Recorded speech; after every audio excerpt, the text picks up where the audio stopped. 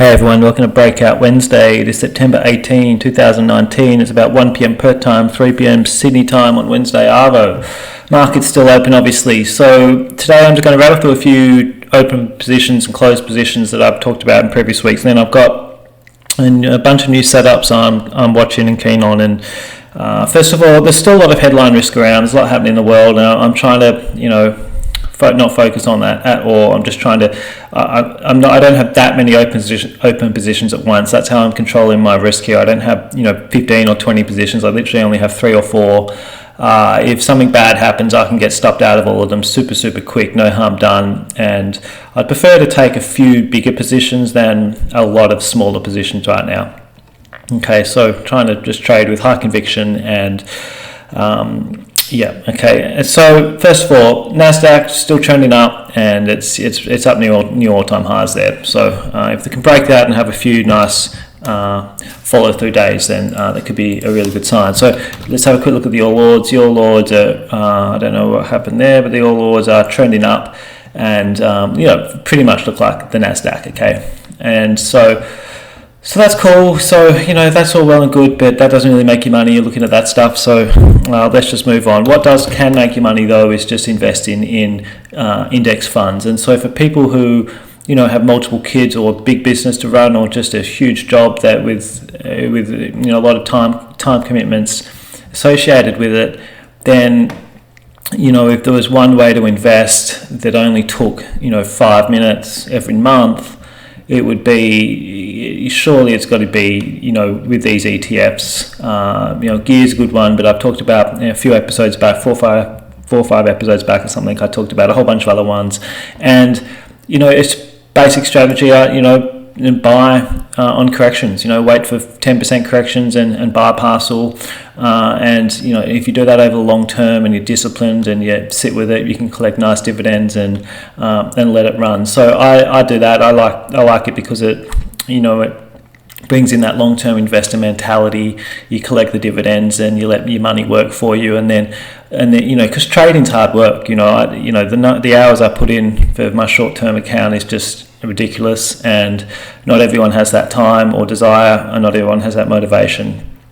However, these ETFs provide a great way. You still need to know how to read a chart, because breakouts on these things never work. You buy all-time high breakouts, so they always fail. They don't always, but they really quite often fail. And you're in short-term, medium-term pain. And I think it's good to be able to read support levels on these ETFs and try and buy them when the market's super weak and the headlines are bearish and everyone else is selling. Okay, so let's just move on to some stocks. So one of the main stocks in the US I talked about 1-2 weeks ago, something like that, was MTH was setting up. It's like a building stock, and it's a bit boring and all that sort of stuff. But we had this massive gap up, and then it based, and then it's gone again. Okay, and so I've got a position here, and I'm sitting with it. I'm going to take a bit off if it can rally a bit higher, and then I'm going to let the other half run and be patient with that one. So it's a slow moving stock, but it's once again just these big breakaway gaps, base in, break in. It's just that pattern will just, I'll take those all day long and whenever they come along. So the other one, EOS, is kind of my main Aussie trade lately that I've talked about before it broke out and a bunch of times since. And so it's still going. I took half off, as I mentioned the other week, and it's still going. I've still got the other half and been patient with it. I think you got to, Davis made his money by piling into stocks and pyramiding and then never selling a rising stock, right? And so sometimes you need to have that mentality where you just need to say, as long as this thing's going up, I'm not going to sell it. Because sometimes things will go, way higher. I mean, this thing was $4. I forget, $4.60 or something when I got it. I kind of forget the exact price, and now it's up at $7, and maybe it's going to be at $10 before we know it. Who knows? Sometimes you sound like an idiot saying those things. However, that's the stock market. Makes fools of people all the time. Things go higher than everyone thinks and lower than everyone thinks, and so sometimes you just need to let the market decide when you're going to get stopped out. So okay, now another one, just moving on, Flight Centre. I traded Davis on this. I bought this breakout, and obviously hasn't gone as well as I would like, right? And so what I've done here is I had my initial stop loss below the low of the Davis box down here. I've trimmed half of this on a break of this trend line. It's just when you have a trend line like that, I hate watching small losses turn into bigger losses, and so I've trimmed half of it, and I've got just to cut my risk down, my exposure down in this stock, and I'm going to trade the other half as per the Davis box scanner system, okay? And I'm just going to let it do its thing and play out. There's huge support down here. There's a chance this thing will just find support and rally, and if it doesn't, I'll get stopped out, and that's trading. That's the risk we all take, and if you can't accept risks like that, then certainly not the right place for you to be putting your money, okay?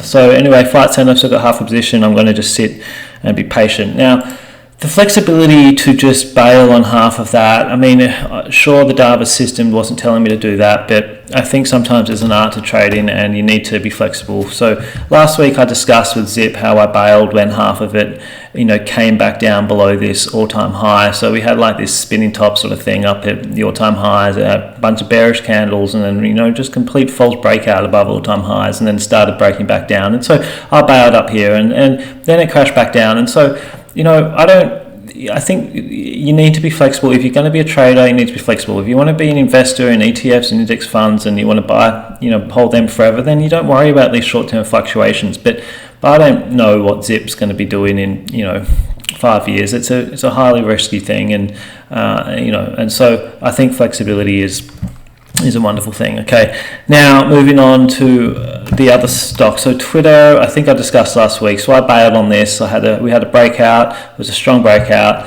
and then it failed back down. So I got stopped out around break even for that thing. And this was momentum set up. It was a powerful setup, and I really wanted to see this thing move. It didn't. It kind of did, but then it failed. And if it's going to fall back into its base, that negates the whole reason for buying it and for trading it. And the whole trading setup is just scratched as far as I'm concerned. And so to get out of that about break even is a win as far as I'm concerned, because I avoided a loss and my money's safe and I can move on. All right, so now I'm just going to run through some stocks which are setting up, okay? So most of these are found via the Davis box scanner. I'd say all of them I did. Sometimes I found a few via moving average scans and a few volume scans and on balance volume scanner as well. Okay, now keys. So keys NASDAQ stock, big gap up, all these inside bars. I mentioned it last week. And it's my favorite setup on the NASDAQ, on the NYSE right now, on the American markets. I should just say it's easy that way. And anyway, we're up at all-time highs, and I bought that breakout. It just broke out by a few cents last night and closed back down. So we'll see how that goes. I've got a stop loss below the day of that breakout. So pretty tight stop loss. I want to see this one break out and go. If not, I'll take a small loss and move on. But this is just a textbook setup of what I like. Big breakout, huge volume, close near the high, inside bars, and you could call this an ascending triangle if you wanted to. All these rising bottoms, rising, flat top, and so good setup. It doesn't mean it's going to work, but certainly willing to bet on that thing. So we'll see how that goes, and I'll touch in on that again next week or so. All right, moving on. One on the Aussie market, MMS. So I've traded this thing a few times over the years. It's setting in a base. I think I talked about it last week. Still watching, waiting, and see if that breaks out. I want this one to break out on big volume if it breaks out. So I'll have an order in, and if it breaks out on really lethargic volume and just look like it's going to fail, I'll probably just bail super quick. But if it breaks out and happens to break up in big volume, then that's awesome. I've caught a winner, and I'll stay with it, okay? It's a bit like that analogy I think I talked about in week 1 or week 2 with a lot of these breakouts in a market like this. It's like a party. It breaks out, and you want people to rock up to the party and there to be huge volume, okay? And everyone wants to participate, and it's like desperate, and everyone's competing, and the supply demand is in your favor and all that sort of stuff. And if it breaks out and no one rocks up to the party, you just need to get out of there and go home, all right? Because it's going to be a pretty lethargic, boring experience. All right, so that's MMS. Okay, another one, UWL. Entered this one today as well. So UWL, I talked about this ages ago, and this is an awesome IPO. base trading stock, and anyway, but now it's formed a new base, and you could call that a ascending triangle, but whatever, it's just a sideways type base. Okay, and so I bought into this today. I think I paid $1.48, and I'm pretty happy with that. So I'm going to keep my stop loss down here. This support just below the the rising support and the horizontal support, and I'm going to have a crack at this one. So hopefully we get a nice breakout. It's obviously the market's open for another hour or so today, so we'll see where it closes. Okay. Now I've been burned on this thing a few times, to be honest, and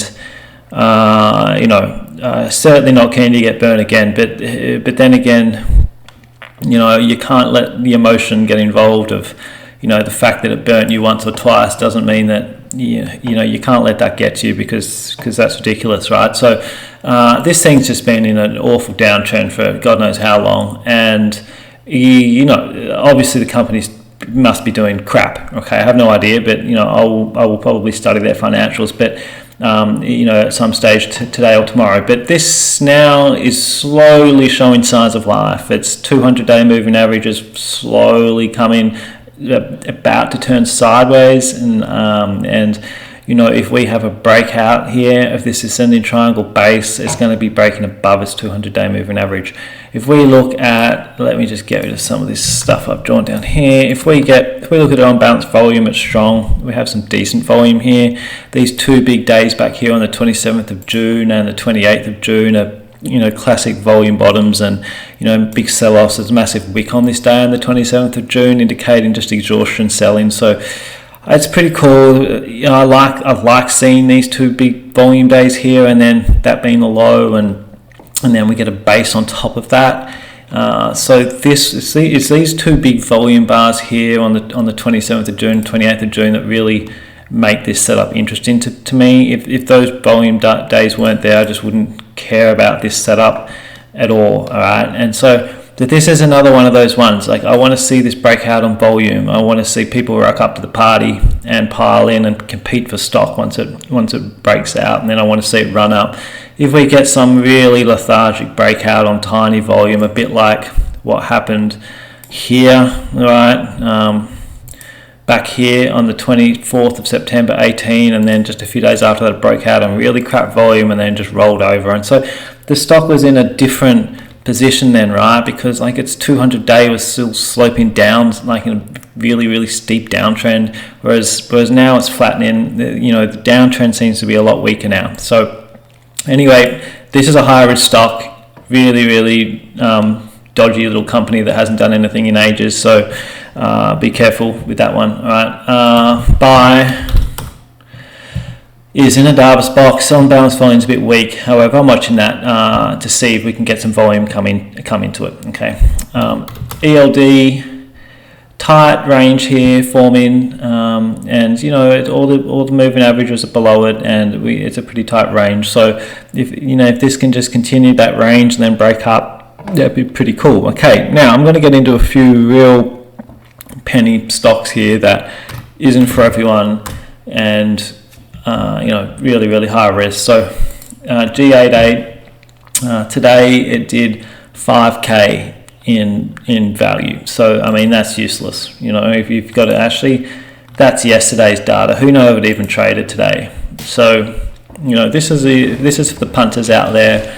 And you really wouldn't want to sink. I mean, I wouldn't, but I'm sure these are some other people that would, but I wouldn't want to sink like 20 or 30k or something into this stock, because getting out of it would be pretty hard. But I mean, each of their own, and I'm sure there's people that sink way more than that into this thing. But I think for smaller positions this might be fun.